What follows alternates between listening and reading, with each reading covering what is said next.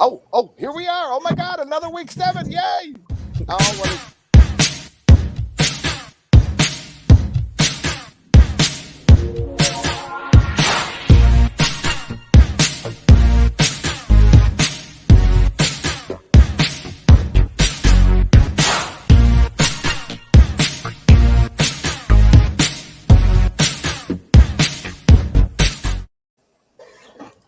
it's so abrupt.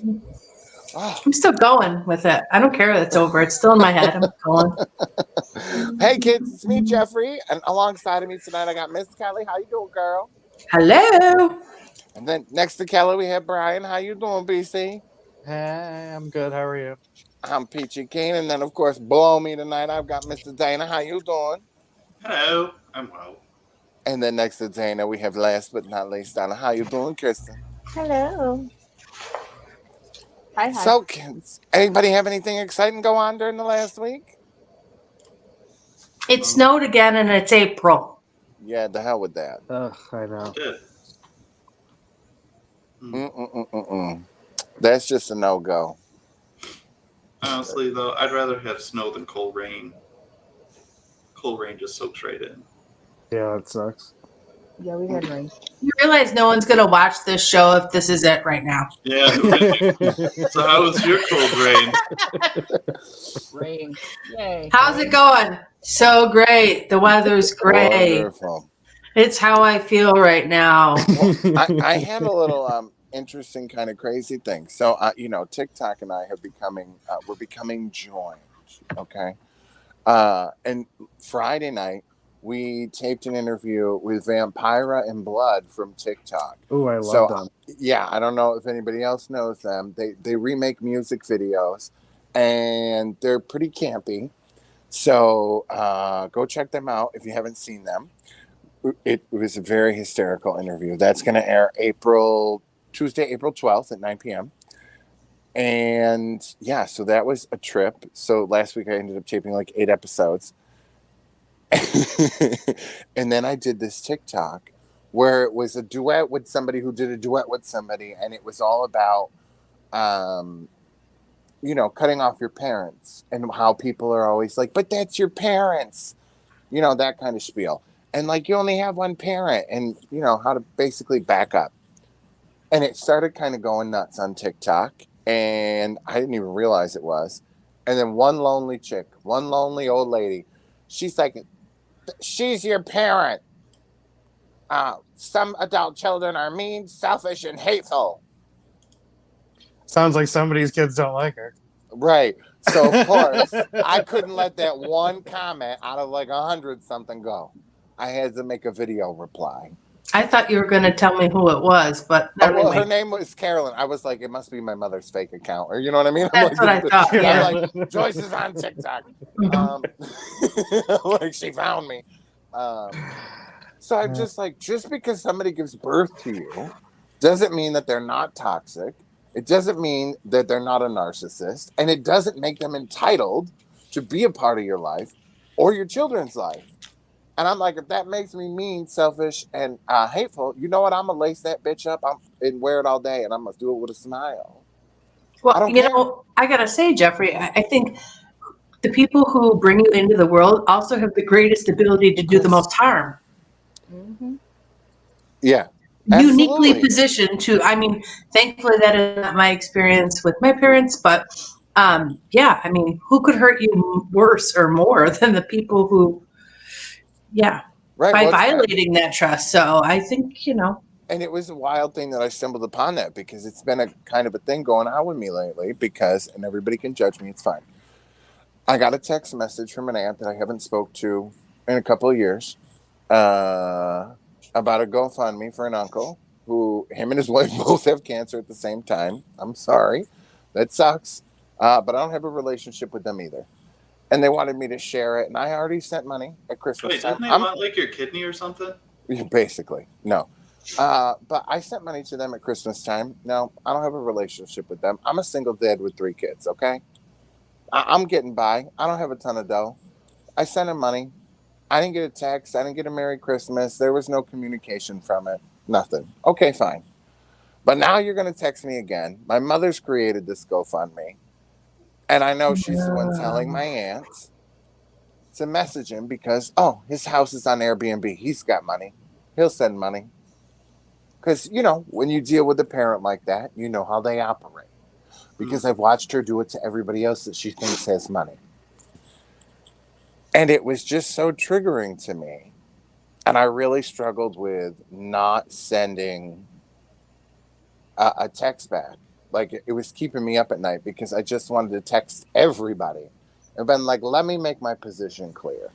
Because it also came to my attention that, you know, my mother was running around telling everybody that I cut her off because she wouldn't take my children trick-or-treating. That's probably why.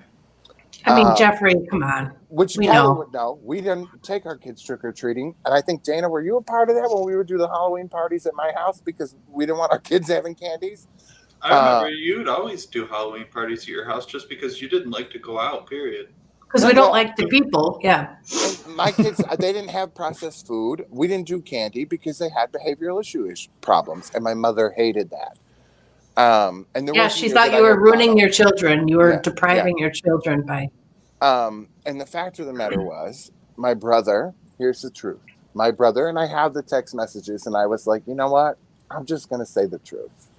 My brother wanted to drag up the fact that there was unsubstantiated CPS reports called on me into his court battle with his baby mama. And I had texted my mother and said, you need to get control of your son. And her response to me was, well, you've had enough problems. You need to keep Taylor out of your home. Referring to my brother's baby's mother, because he didn't want her at my house. And now he doesn't know that, you know, she's sending me the screenshots. So at that point, I'm like, you know what? This is where I'm going to leave you. We're done. So that's why. It's not because of Halloween. It's not because of anything they've done to me. But at that point, now you're threatening my children after we've already been through hell over false reports. And now you're going to try to use that with your baby mom while I was still going through the adoption process? For what reason? As a threat to her? I mean, he wasn't telling me any of this. And then my mother was going to back him up, but she didn't want nobody to know that. So now, Joyce, there you go. You want to keep texting me.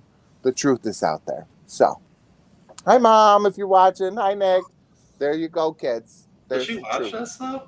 I'm sure. She's up my ass. And I'm just sick of it. So, there's my truth. There's what's been going on with me.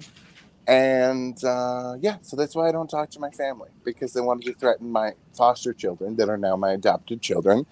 And yeah, they'll never be a part of my world. They'll never see these children again. And yeah, I don't care what happens to any of them, nor my other aunt or my uncle and aunt with cancer. They aren't a part of my world. They didn't care when I was going through a divorce and my van was getting repoed. Everybody had their hand out, though, when I had those sub shops. They all wanted something from me.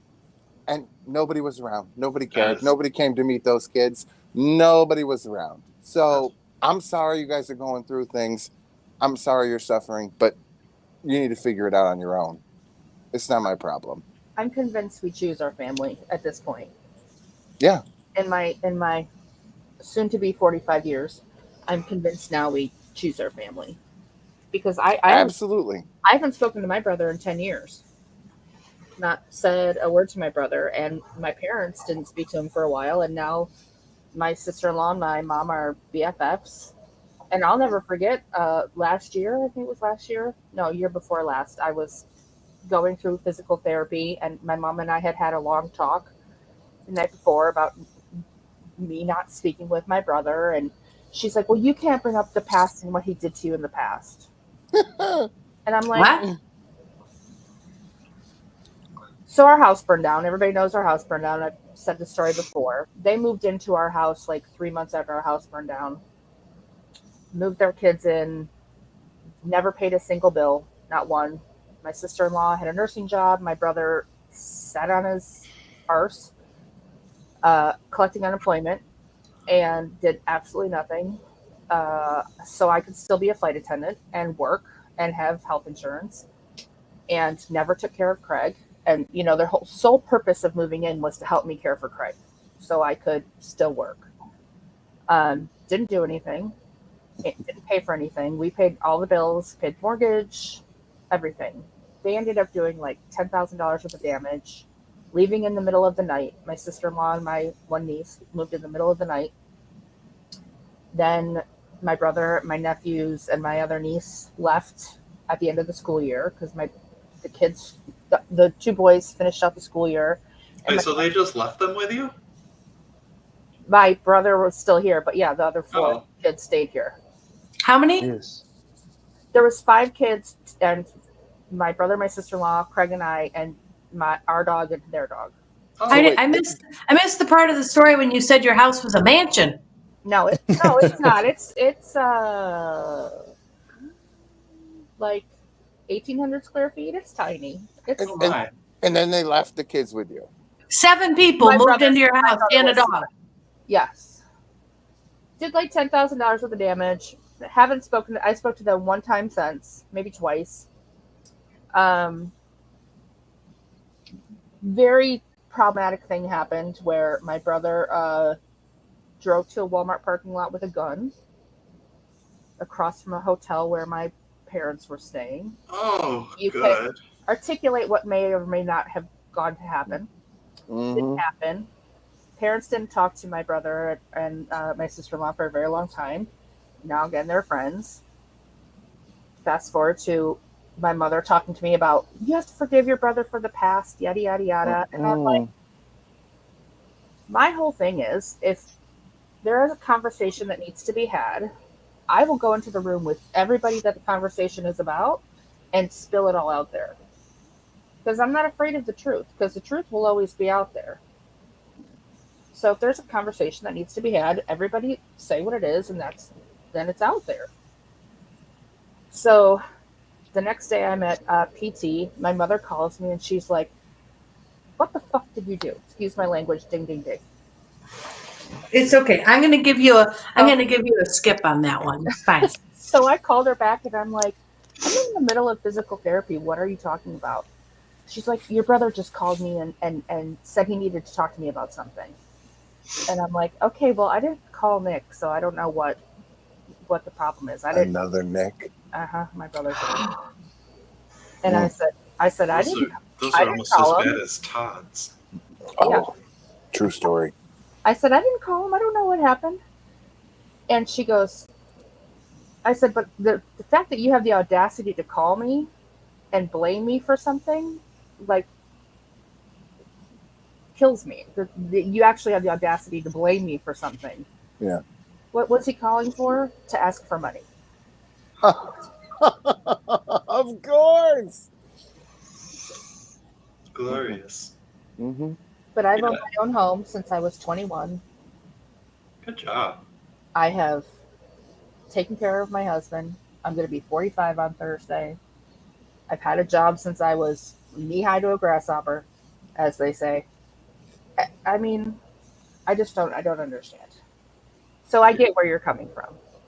But it makes sense that your mom wouldn't want you to bring it up, though, because then she has to confront her own hypocrisy. Yeah. So, which, I mean, her choice if she wants to forgive. But she, by no means, does anybody ever have the right to tell someone else how to process their trauma, their relationships. I'm sorry, no.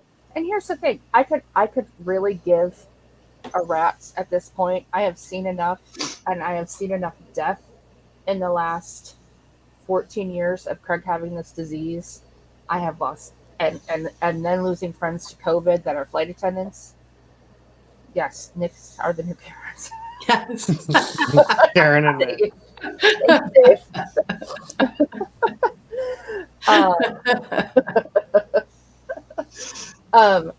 No, but it does. It puts it into perspective, right? Like you see and people this one, it's with like, real battles and real stuff going on, and they're This is putting their all best foot forward. Why do you need to? yeah. This is all the start. So I mean, I've truly seen who my family is in this battle with, and just like Jeffrey has with his adoption of the kids, and I'm sure Brian has seen with adoption of kids. Dana what he's been through, Kelly what he's been through. I mean, you see who your family is and who you've chosen to let in and be in your heart and take care of and help take care of you. Well, who's going to be there for you and who's going to really listen and, you know. Yeah, I mean, and over the summer when I was in town, I had a man like running across the street calling my name who I didn't even recognize, who ended up being my father, and walking up to me and acting like nothing happened. And I just sat there and I didn't even know what to say. And then at one point, my brother drives by my house and he's waving at me. And I'm just like, no, nope, we're not doing this. It just Like, feels no. weird, doesn't it? It's just Like, like something's like off about it. I'm just It's like, it's I'm abusive. not going to It pretend. is abusive. Like, I'm not sugarcoating shit. You know what I mean? Like, I'm not. It's a form that of bitch. gaslighting. Like, I'm not pretending. I'm not doing no niceties. And what's funny is this is the person, Joyce is famous. I don't know how you became so cold. Really, Francis? Because you taught me how to be this cold. Did you ever look in the mirror, honey? Because it wasn't you bringing casseroles when people were dying of cancer. It was you calling me and me bringing the casseroles and the cake tissue, toilet paper cakes. Okay? Wasn't you, boo. It was me. Okay? So you want to know how I got this cold? It was you. I learned from you. Ooh. So I just want to say something. I'm really glad that I missed last week. I told Jeffrey this.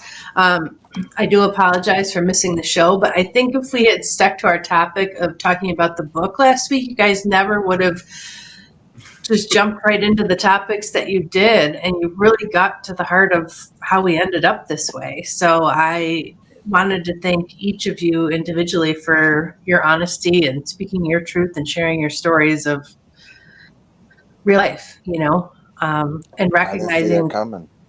that I didn't either, but I was listening to it. You know, I fell asleep probably before you guys even went live last week. I was just wiped out, but I listened the next day, and it was a really good show, and made me proud to be part of all of your lives. Really, Well, it wasn't just What did we us. talk about? It was and everybody who shared, yes, everybody in who the jumped audience, in, everybody yeah. in the chat room.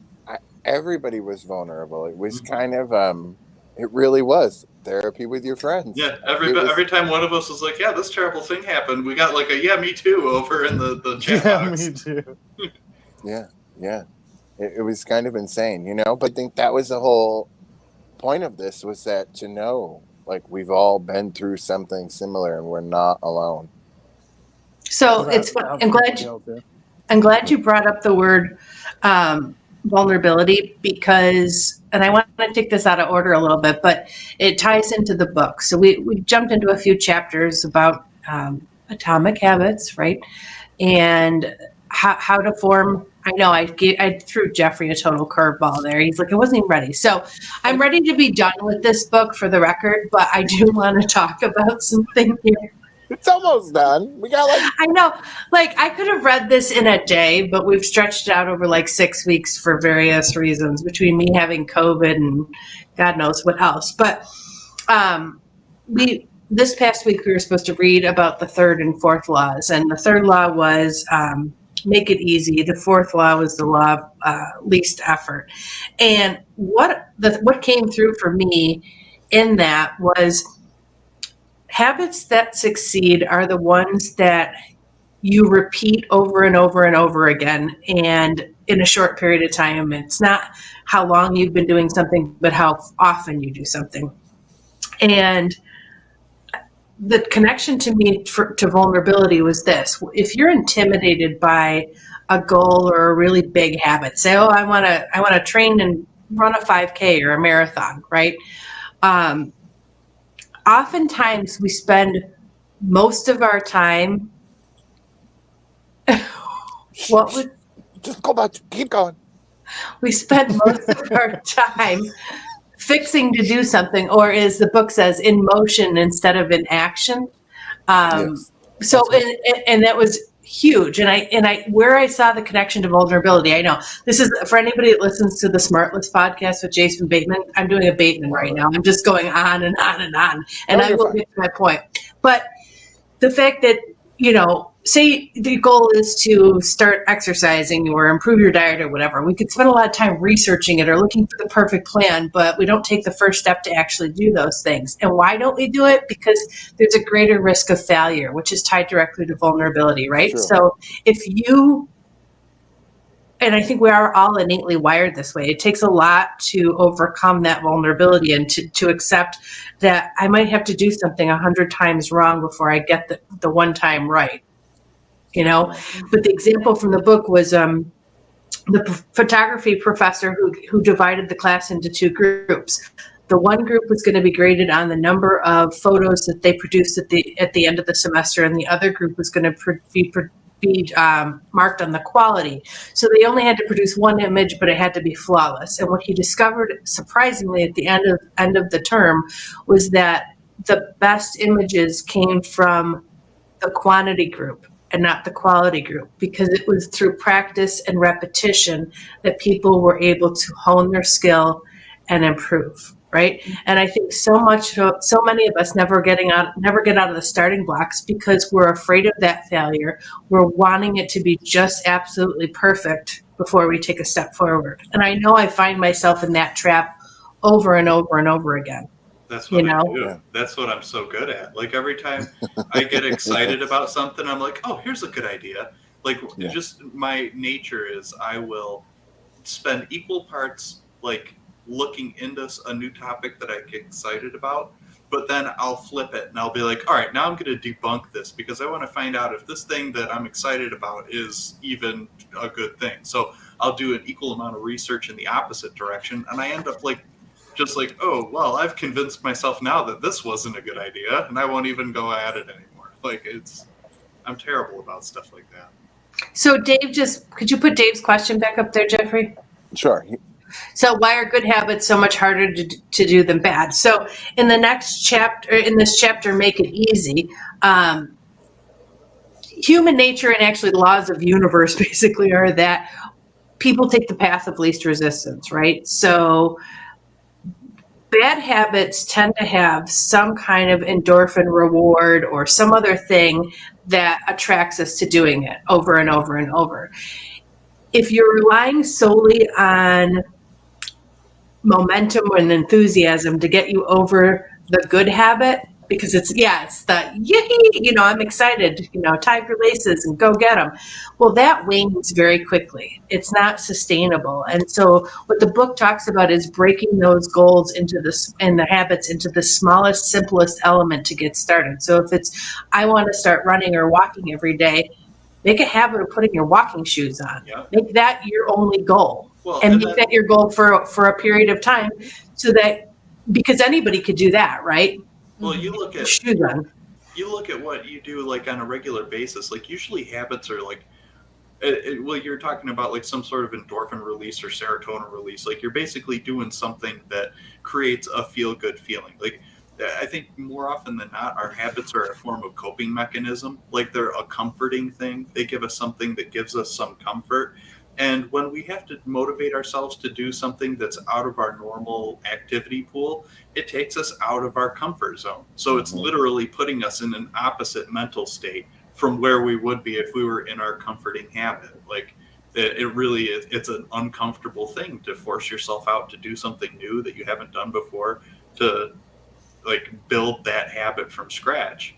Right. And it requires sustained momentum. One of the other things that derail me sometimes is just too many freaking choices. Like Dana said, sometimes somebody will have an idea, but I'm convinced I could make it better before I even try it. So I never get to the trying, and I get overwhelmed by the choices. Like it is ridiculous. And I think that concept may have been in the book, The Tipping Point, at some point, where it says, I think the example in the book was about blue jeans, like walking into a store and there's 70 different types of jeans to put on. And at what point are there just too many choices where you can't make a decision because you're convinced that you'll probably make the wrong one? So you just don't. You turn around, you walk out, and you give up and say, I don't know. I don't know. I don't have that problem. She buys one of each. I don't find a lot of pants that fit right. I'm buying one of all of them. Yeah, I was gonna say no. Jeffrey's the opposite. He's gonna sample all the Yeah, things. yeah. I'm behind one of each. Like I don't know, no, because then if I don't like them, I'm sure I'll find somebody that needs them. Uh, I loved his example about bedtime, starting a bedtime. Yeah. Like if you want to go to bed at 10 o'clock, start by whatever, I don't remember what it was, like getting in bed at 10 and then start by shutting the thing off at 10. And then it kept progressing and Yeah. getting, that you were doing more and more or being home at 10 o'clock. And then it progressed to getting in bed at 10 o'clock. And I'm like, oh, that would be really good for me because I'm always like, I'm going to go to bed early. And the next thing I know, it's 2:30 in the morning. And I'm like, shit. That's me. I have to learn to like Me too. put the phone in another room, but I also need the phone for an alarm. Right. Right. So I'm like, how do I not grab it? Or like if Craig wakes me up or something, or I get up or something in the middle of the night at 4 a.m., how do I not touch it? Well, right. And I'm like, half of my business is done in Australia. So I'm like, I got, you know what I mean? So I'm kind of, It's morning. with that. Yeah. I'm like, oh, and then I just, the next thing I know, I'm like, crap. It's difficult, and then I'm charged too because we're doing shows. So by the time, I don't know how the three of you go to bed. Like these three bitches, as soon as we get done, we usually chat for a few minutes. And Pinky, Dinky, and Donkey over here, the three of them are like, we gotta go to bed. And Kristen and I are usually like, for another like 20 minutes after these. Oh no, three. I gotta go. It was like an hour and a I half. gotta put the baby. We're just yapping away about everything under the sun, and those like, three are are you gone. guys done yet? I'm like, oh yeah, we're just talking. Yeah, yeah. I get like, well, it sucks because like I'd like to talk, but I get to the end and I'm just like, I can't listen anymore. Well, and Mondays are rough too. I mean, like usually you've packed too much into the weekend and getting through your like for those of us on a normal workday schedule thing like that, whatever. It's hard. No, it is. But I think that to Jeffrey's point about the section of the book you were talking about was designing your environment for success, and that's a good example of that. The things that, like, if you can make your bad habits more difficult, create more obstacles to doing the bad habits, and reduce the obstacles to the good habits. That's, Yeah, and okay, can I just tell you the one part about this book that literally had me and Aiden's looking at me because he's in the kitchen, I'm cooking, and I've got it on speakerphone, and I'm hysterical. And he's like, what is so funny? I'm like, did you hear what this fool just said? And he's like, what? And then I repeat it, and he didn't understand. I'm like, he just said he had his assistant change his password for every Monday morning so he could get onto his social media and give him the passwords on Friday. His assistant. This is what he's telling us to do in the book. I'm like, you know how many people reading this book have assistants? right. Zero. But okay. That's paying for like personal classes. Yeah. Right. And he's like, and if you don't have an assistant, have your friends do it. I'm like, oh, that nice thing. Your personal assistant friend. Yeah. Like, because you would trust any of them with your phone and passwords. Because listen, I will be going through your stuff. I'm looking for your nudes. Okay, I'm looking for your nudes. I'm not gonna lie. I'll be a down bitch when somebody dies and go like erase everybody's social media history and like wipe their computer clean. But I will break into that house and get all that stuff so nobody sees your history. But they can see my history. It's just going to be sad. It'd be like, how do you make a flute out of bamboo if you're stranded in the jungle using only a paper clip and some tape? Like, when the world ends, okay, how will I? No, but he really did have great ways to follow through with changing your bad habits completely. And there is a lot of things that I'm like, I need to start doing this with just the little simple steps of like being home at 10 o'clock and then progressing into being in bed. I thought like, oh God, this is so simple. Like, why wouldn't I just think of this? No, there are a lot of things like that. I agree. I mean, I think for me, it's also just an awareness of human behavior has something that's always helped me. Just being made aware of that, like, okay, so I have been getting up in the morning and, either doing yoga or getting on the treadmill. And I Oh, with Jeffrey, this you've been book, doing it a lot too, haven't you? We should give he you a has. good job on that. Good job. Yes, Yeah. treadmill. You've been doing treadmill. Oh, you should really see me with my iPad in my hand, and I'm trying to like make memes as I'm on the treadmill. It does not work very well, but I'm trying, man. I'm gonna accomplish it. Oh, it's going to be so good, though. They're going to You be so should videotape sloppy, and that you should for call them TikTok. tread memes, and they're going to be great. I'm trying, and I'm like, I'm gonna Like, be part able of to the make fun memes, is trying to figure out what you meant. and I'm gonna learn, and I'm gonna be able to edit videos on the treadmill so that I'm doing two things at once. It's going to look like a Michael Bay movie. I did 13,000 steps today. 5.6 Nice. 5.6 miles today. That's fantastic. Very Well, good. I'm going to Hurt check a little mine bit out because today. mine's going to be embarrassing. Hold on. I'm sure mine's not great today. Oh, I took 927 steps today. You could do that just going to the bathroom in a day. I'm not really understanding. That's what I did today. I went to the bathroom. I don't know that I buy that. I I feel like sat your at my list is desk and I moving. clicked all day. Yeah, I bet I it was. think that thing's broken. I don't know. No. But yeah, what I was going to say is this is the first time that instead of setting some insane goal, yes, Jeffrey, instead of setting some crazy ass goal, I started small so that I would continue doing it. 27. Nice. Yeah. 27. Rock on! It's good. I ain't mad at you.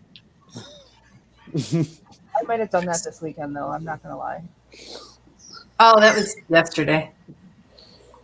All right. So are we done with this book? But no, we got more chapters to do. Do we? Let's do more chapters. I'll tell you about the chapters I read. Okay. Okay, Dana. That should be quick. Fuck up. All right, it's your turn. Hey, Julie. Hey, girl, hey. Hey. So why don't we check in with our friends? How are they doing? Yeah. Oh, yeah, of course you had to do it. Wait, it's okay. I know. I love. Let's check in. How do you feel today? Hashtag what's your emoji? Okay, Kelly, you go first. I'm looking at them.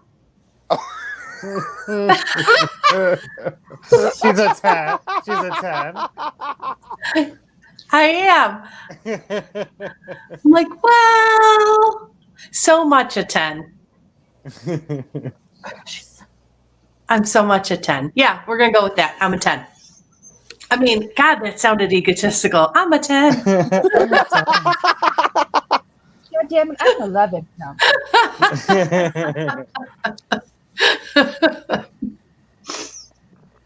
Anybody else? Brian, what are you today? I'm a number 1. You are. Oh, good. You are number 1, dude. You are number 1. Did you get a little slap and tickle? Number 1, BC. How about you, Dana? Me? I don't know. We're missing. We don't have that one emoji where the mouth is just a straight line across. I think I'm that one. I'm gonna put that somewhere. You're a 1.5. Yeah, I'm a 1.5. I'm right between there. This asshole. Jeffrey, how about you? Oh, me? Oh my God. I think I'm 1, 6, 9, 11. Yeah, maybe a little bit of a 10. A little bit of a 10 because I'm trying to rebrand and I'm just like stuck. I'm a little creatively like shit. How do I do this? But yeah, I'll get there. Mm-hmm. There you go. Kristen, what about you, boo? I'm a 1 and an 11, and then I'm also kind of a 9, and I'm probably going to be like a 6 this week because I start another part of my training this week. So it might, and my shift on Thursday starts at 4:15 in the morning. Oh my God. So we shall see. I used to work for American Airlines and my shift started at 3:30. Yeah. No. Well, I was used to that when I was a flight attendant, but that was also like 14 years ago when I was younger. Oh, I worked in customer service. So. I had the fun job. And Oh, you're at the desk where they would come ranting up, be like, "What? I'm on ticket!" Ah! Listen, And they'd lose it at you. every single thing is my fault. I was and after you pissed him off, I was stuck at 32,000 feet with those people for the next. Yes, sir. I was the one that had to service with a smile and then save their butts if something happened. So Yeah, Yeah, here's some more seriously. crackers. Shut up. here's some discounts and hot coffee. So, Kristen, I have a question for you about that. No, What was the most challenging flight you've ever had, or circumstances? I mean, we talked in the one episode about some of the crazy things that people tried to bring on board, but what was the most stressful or challenging thing? And I'm leaving it loosely as thing because you can fill in what that might be. I've had a few. Gosh, I've had everything. I've had medical emergencies. I've had a medical emergency with a soldier from Frankfurt to Philadelphia who we had to get the oh my gosh, The why AD. is it- The Thank thing? you. Defibrillator. The defibrillator put on him, and then halfway through the flight, he decided to rip it off of himself because he was done wearing it. So it was Oh, Good for him. Freedom. that was fun. Let's see.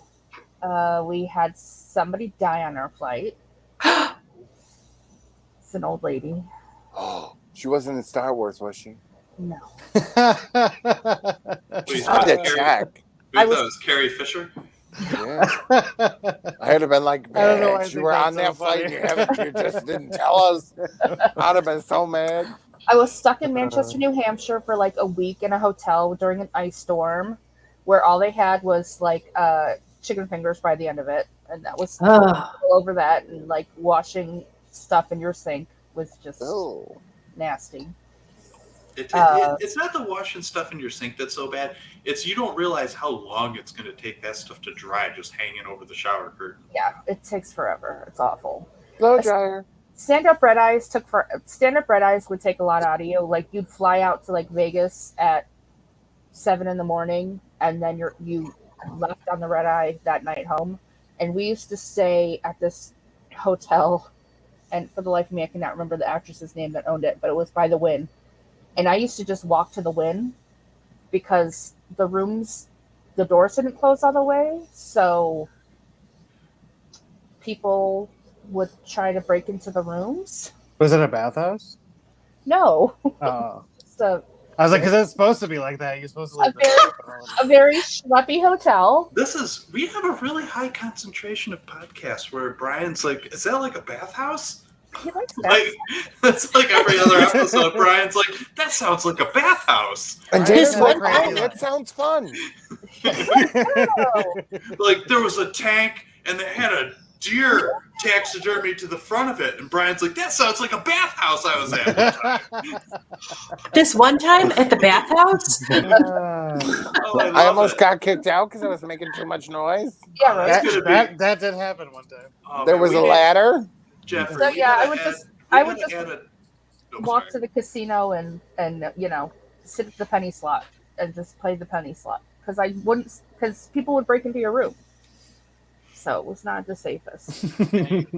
Yeah, no, we should, for the shop though, we need to make a Brian t-shirt that just says underneath the little caption that says, that sounds like a bathhouse. Is that a Is that a bathhouse? I That had would be the best t-shirt. I would wear that t-shirt all the time. I'll wear that t-shirt. I will say I did have a Southwest gate agent bust down the door with her husband having sex in the bathroom.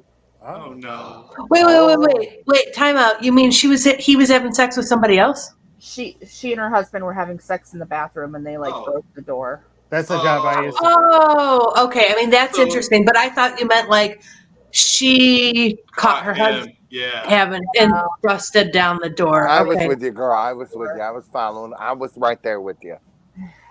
I know. Mhm. Yeah. Yeah. Mhm. I always like when you close the door to the flight and then somebody comes up and knocks on it, like, wait, Oh yeah. just let me in. I'm like, That's how I "No." broke. That's how I broke my back. Was that happening? And the gate Really? agent, you know how the gate agents usually had to like help you open the door, Yeah. and the gate agent stuck their hand in to like help me grab the door, and then pulled their hand away, and the door slammed back on me. And Oh shit. like the next day, I couldn't. I got home later that day, and the next day I like couldn't move. I had to crawl to the car, and Craig had to take me to the WTF? emergency room. I don't Yeah. see. I've never They're actually they're been- heavy. I've they're never heavy, gone yeah. in the bathroom on a plane, because I don't like to stand Oh, up not on the flights. bathroom. No, No, she- I'm no, talking she's about talking- Oh, yeah, She's this talking is about a the big door door. to Door the to door. airplane. the door to the Oh, airplane I'm Jesus. talking about. You, it takes two people to close Yeah, it because yeah. it's so heavy. Yeah. But in an emergency, your ass is getting out that door. Yeah, you're. Tuck and roll, tuck and roll. Get out. During training, we have to jump off the wing. I love all those beginning parts where they're teaching you all these safety lessons, like where the flotation devices are and like where the oxygen will come down. Like they're pretending like you are not going to die. Like you have a 99.99% chance you're going to die no matter what that safety feature says. Like this is all like this is like if we hop a foot off the runway and then we tumble over onto our side, you'll survive. But that's really like the only time. Such a Like every other positivity. time, you're gonna die, 100%. Well, I mean, I always I'm flying in the continental U.S. What the fuck do I need a flotation device? Give me a parachute, bitch. Yep. Oh, And people get really upset if you try to bring a parachute on as your carry-on. People don't like that. I got to imagine what's it like to jump out of a plane or get sucked out of a plane at like You can. I don't know 400 if you miles can an jump out of hour. one of those. Like, you you get can't sucked even into the breathe. jet engine. Yeah, It's gonna shred your bones. You would get. You get sucked into the jet engine. You can't jump out of one of those. Yeah. No, you're not surviving that. I Well, don't that care how many happened on flotation devices Southwest. they That have. poor woman, she got sucked out the window because. Well, they what the don't hell take was she care of doing her shit. outside the plane? She was hanging out the window half the flight home because She should have fucking put the window down. How do you put a window down? They have that feature? No, they don't have that feature, Dana. Huh, I don't know. No, the windows do not open on an airplane. I'm gonna say like the shade goes Well, up how and else down. did you smoke in an airplane? You don't. You disable the smoke detector in the bathroom. Hey, could you put your window down? It's getting a little smoky in Put here. a bag over it, and then you just smoke in the bathroom. every time I get on a plane, I'm always like, I always end up like, there's some people I'm just not gonna help. You know what I mean? Like if the plane goes down, I'm getting over the top of you. Yeah. Does anybody actually go through that evaluation? Like when you're on a plane, be like, if this shit goes south, who am I willing to, like, who am I pairing up with here? Yeah, you. I heard that. All right, Brian so does, maybe okay. Brian, Kristen, you probably know the answer to this, but I read that statistically, the best chance of survival you have in an airplane crash is if you're like at the back of the plane, but Yes. probably even better than that if you're in the bathroom. Actually, is that true? Well, I don't know. if I know the you back of the want to plane be is safer. strapped down. If you're going down, you want to be strapped into a seat. You wouldn't want to. Yeah. I don't want to survive the plane crash and be covered in shit. No, it gets sucked into a different. It tank. also You're not dep- gonna get any shit. It also depends on how you crash. I mean, if you go straight down, everyone's dying. Yeah. There isn't a safe place in the plane. No.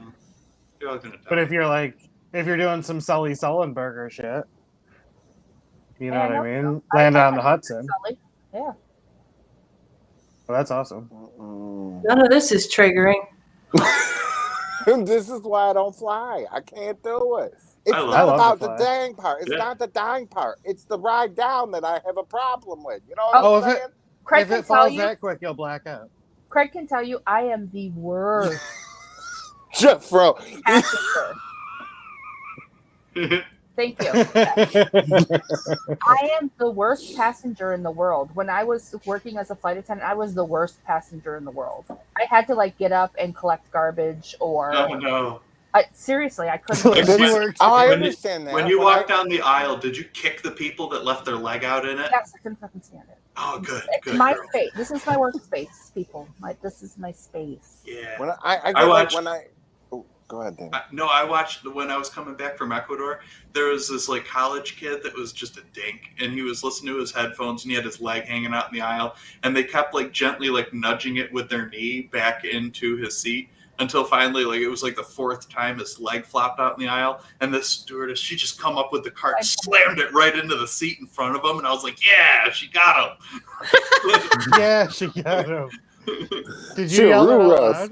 No, I didn't. I really That would've wanted been to. awesome. I do understand what Kristen's saying about the cleaning up thing. I think I do the same thing in restaurants because I worked in restaurants, so I can't. Yeah. As soon as people are done, I'm like, "Are you done with that?" They're like, "Yeah, but the server will get it." I'm like, "No. Like, I have to tidy everything up. I can't." Back your plate. Like, all these cups, we can nest them. It'll Yeah. make it easier. We can do that ahead of time. Well, it's like people that don't tip in restaurants. Like Craig notoriously does not tip well, nor does my dad. And Craig and I are like, "Oh, you have got to tip better than that. What the hell are you doing? Like, I'm sorry, but $3 on a $20 check is not good enough. No. What are you doing?" What year is it? Oops. Years. Well, they didn't bring me Diet Coke fast enough. No, that's not. No. Oh. It's so funny because they're both his wife and my mother will go behind them and like tip more. Yes, I was going to ask if anyone's done that. I have definitely done that. There was We've done that with my dad. We definitely tip more behind my dad. Yeah, we've done that with Andy's dad. There was a larger family gathering for his grandmother's birthday before she passed. It was probably like 5 years ago. So maybe there were like 20 of us there. And Andy and I are kind of watching. I'm like, this isn't going to be good. It's not going to be good. So and we had all brought extra money because we wanted to help out. Like, no, we'll cover it. And I'm like, okay, I'm totally taking the money that we were going to pay for our meal and giving it straight to the wait staff because it's like, here's your $20 on a, $600 bill or something like that. It's like, no. Yeah. Oh. No. I do What? Well, I'm exaggerating, but it was something like that. You know what I mean? You had like a large group of like a $50 bill for 600 or something. Right, where it's just like, no. Yeah. Mm-hmm. I'll never forget though moving to Delaware for the first time, and my mom and I went to dinner because Delaware doesn't have any tax, and New York, you just doubled. Back in the day, you just doubled the tax and add the tip, and Poor Dave. Dave is being the drill sergeant here. And we just and my mother and I had to sit there and like try and figure out how much to tip. So we were like, you actually had to do math. That's actually a really good topic for pet peeves, isn't it? Yeah. I like to just do that is. 50%. Like, I feel like if I'm going out, I just need to, spend the money. So I like to do 50%. Like, I like to, All right, I'm not that good. What? Are you kidding? Don't be a cheapskate. I like, what the hell? I especially do if it's like a smaller kind of restaurant. If it's like, some kind of small mom and pop place. I mean, these are some of these wait staff servers. This is like their job, Oh, yeah. People. I mean, if we don't really go out to dinner anymore, but I don't think anybody does, but yeah. Yeah. I like to make my food. Well, and if the bartender's really good, it'll be more than 50%. That time at Ichiban. 50% and a tip? Oh, honey, he got more than a tip. Hey. Oh, that's a different joke. Yeah. Right, You can like, find that that out reminds me on of the Wednesdays. bathhouse. Guilty pleasures. You can find out coming soon. Oy, oy, oy. Oh, man. So yeah, actually, why don't we wrap up with pet peeves, because I think that would be I have that for a question for everybody. So can we cue that up and see if I can say it fast enough? Yeah, shit. Here she comes. Yeah. Ready, set, go. And here I thought I knew you, potentially relationship ending, preferences, and pet peeves.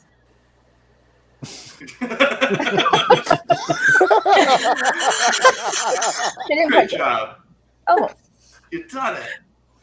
So yeah, could you ever be with somebody who was a cheapskate and can't tip? Mm-mm. I mean, Oh, hell no.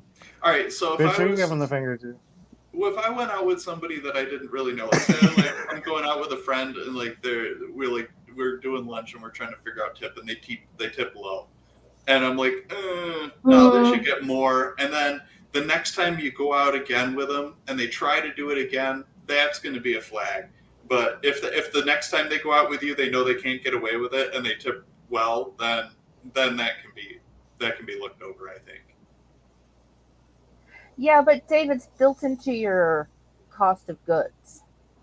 Yeah, your people get a living wage, don't they? So for people who are listening and not watching, Yes, I'm sorry. Dave, Dave's no, in no, New no. Zealand. So yeah, Dave was in New Zealand. He said they don't typically tip there. There's just a coin jar at the bar. So no, it's a cultural thing. And in the United States, though, servers' wages are they're actually the statutory minimum is less than everyone else's because it's built in that you're expected that you're going to get tipped, right? Yeah. Yeah, I So mean, the like minimum. in Delaware, it's $2.33. Exactly. So it's not a living wage. That's not even minimum wage. I don't know if DD's or no DC's saying like, because I tip well, I treat people like trash. Listen, I always offer to blow the hot guys after they're done with their working shift. Honey. Just kidding. I'm not really though. That is true though. Yeah. I mean, who Some doesn't? people do. No, I mean, no, I could not be with somebody like that. Craig has never been like that. That would annoy the bejesus out of me. Yeah, that's a problem. Me too. It's yeah. a huge problem. Huge problem for me too. And if you treat them like shit, no. If you treat people you don't know like crap, I know how you're gonna treat me. Right. Like I always get out of the way when the maid is mopping the floors. You know what I'm saying? I always make sure I step to the side. I don't see your maid cleaning up after you right now. I've seen a couple of times. He sent her home. I didn't tip a couple of times, but it was deserved. I mean, yeah. I mean, you're like, hey, I ordered this and I got the wrong thing, and they're like, no, you ordered that, and I don't even know if I can get another one, and then they never come back. Yeah, no, you're not getting. And then they never come back. Yeah. Damn, that's terrible. I'm gonna leave now. I'm not paying for any of this. I have to go. Yeah, see, Dave's saying it's $27 an hour there to work in hospitality. That is, there's nothing even remotely close to that here. So that's almost what I make at working in local government. So, yeah. Oh, yeah. Man. I worked as a mental health counselor and made like half of that. Seriously. I mean, that's a whole other show of what's wrong with America and our priorities and how we compensate people for their services. Holy crap, is that upside down? Yeah, right. For real. Right. It So really everybody is. listening, if you could go to Apple Podcasts tonight or go over to Blog Talk and let the show play while you're sleeping so we can get our 10 cents, I'd like to have a living wage. You know what I'm saying? I'd like a living wage. Just saying. If you could just let it play all night long so the ads kick, that'd be great. Thanks. It's a really good suggestion. And thank you for reminding me to do that. Absolutely. Just saying. Yeah, I got me no too. shame. I could fall asleep to your docile tones. Yeah. Especially when I'm saying dirty things on all the other shows on the channel. You do a little here too. Shh. I Don't you just talk dropped about the F-bomb today. Oh, what's another pet peeve? Let's think of a week. We got time for one more. What do we got? pet peeves? Yeah. False advertisement. Oh. False advertisement. All right. No. All right. That could be a lot of things with you, Jeffrey. Have you seen those videos where it's like a TikTok where somebody will have like a large, a medium, and a small cup from like McDonald's, and they'll pour like the small into the medium, and it almost fills it up, and then they'll pour it into the large, like where they show you like the displacement and the ice and like how much you actually are getting in each one of the cups, and you should just order a small. Like, it's kind of crazy. Well, I mean, you should anyway, but that's false advertising. And they usually don't clean their ice machines. Oh, I've never had that. No. Ew. That's nasty. I'm not. Oh. I already told you mine last time was listening. It's good for your immune system. I can't hear people eat. Oh, no, that's always going to be that will always be everything else. Man, you know what? There's actually a word for that. I can deal with somebody chewing with their mouth open and talking, but if I have to hear somebody just stop it, I'm just stop like, it. Oh. No. That's Andy. I can't. He has the loudest, strongest jaw. I don't What know about- what it is, but I cannot listen to him. What Yeah, about I know, slurping? Jeffrey. I know what I said. No, that's terrible too. I know what I So said. wrong. Oh, I got the mine in the gutter tonight. What, slurping? No, No. she said he's got. No, He's ready for Hotlanta. I sure am. Let me tell you. He's ready for Oh, Hotlanta. dear. What's Hot Lanta? Atlanta. Brian. I'm gonna go. He's Oh, going that's to what you call it. Atlanta. Oh, yeah. Brian, he's like, oh, I get it. It's an inside joke. It's what you call. No, that's not what it is. I thought Hot Lanta was like a shower, so I don't know. It's about It's to be like when full. you go to Atlanta and you're Jeffrey. That's Oh, what- I've been to Atlanta. I like Atlanta. You're gonna have fun there. The bathhouse. No, I can't do it. I It's it's can't a do it. bathhouse. What Can't bathhouse? do it. I didn't go to no bath. No, but I got the story. I got the phone call this week from our 72-year-old friend. He's like, so I was at the bathhouse today. I'm like, oh, dear God. Oh, geez. Oh, yeah. That's my life. Oh, God yeah. bless his heart. Yeah. You yeah. took, but hey, shame You know, on you. I You went- took I the went- call. I went to a bathhouse one time. I didn't know that was coming. I wasn't ready for it. That's what they say at the bathhouse. I didn't know it was coming. Actually, I'm not going to Wasn't tell ready the rest of that story. I think he knew it was coming. Anyways, He was in his swing. You know what I mean? Like he was ready. that's what I was wondering. So how in that swing, right? I don't know. I was actually just discussing this with my husband. Yeah, Of course you were. In he was in the hold on a swing. second. In that swing, how many times has Lady Graham also been in the swing? Or how many times have any of the Republican senators been in that same swing on DuPont Circle? a lot. I'm just wondering. A lot. You know they have. You know, Lady Graham's been upside down and everywhere on that swing. Oh, now I gotta do some Googling. DuPont Circle. That's, It's the gay district in Washington.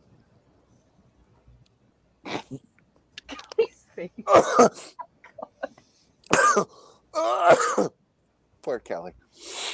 I Oh, think that went up that's my a- nose. Well, I just wonder because the one we went into had like a secret exit and entrance out the back. So, like, is that for senators? Oh yeah, So- there's Cafe Citron. I think that's one of them. What do you call it when we were talking about plane crashes and then the whole end of the show was just literally a plane crash? None of us were sitting in the back. but you know what? Brian survives, and he just keeps talking about the bathhouse. That's what's going to happen. There's like 3 of them coming I right love up. So they got the Crew Club, the Aura Sauna, the Aura Spa, Logan Circle. There's a whole bunch of them. I don't remember which one we went to. There's so honestly. many. The DuPont Circle Hotel. They got. That might be it. Ooh, Russia House. That sounds like a good one. I did not go to the Rush House. No, it does not sound like a good one right now. What do they Dana. got here? No. Yeah, well, I We're mean, boycotting that. I asked everyone first if they were Russian. Oh no! Oh, apparently she don't know, babe. I'm like I can spit and hit Arkansas. well, there's no. Oh, honey, I'm shortage. married now. I can't do that anymore. Oh please, that's never mind. I just have to bring my husband now. Yeah, Oh. you gotta go in the couples swing. Dave. Oh! Now we even got the chat room in on this. Dave, he may or may not have been to a bathhouse with holes in the wall. Ooh. Glory, That could have glory, just been a hallelujah. 7-Eleven around here. Is there a 7-Eleven have one of those? I mean, they all have. How many bathrooms you at just- a gas station have you been to that don't Those have are a hole bathrooms. whittled through the wall? Well, I don't pay don't attention, think- Dana, but apparently you are. What are you doing at the gas station?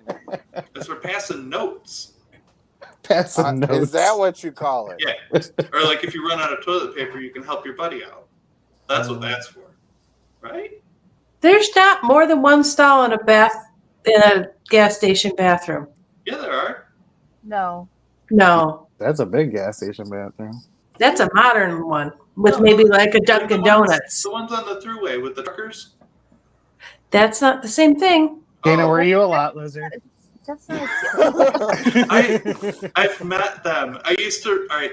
There's a throughway stop right near in Waterloo, right near where I live, and they had the restaurant there called the Iron Skillet, and it was like my Oh. favorite Oh, yeah, because yeah. they had a really good. They had a really good breakfast buffet.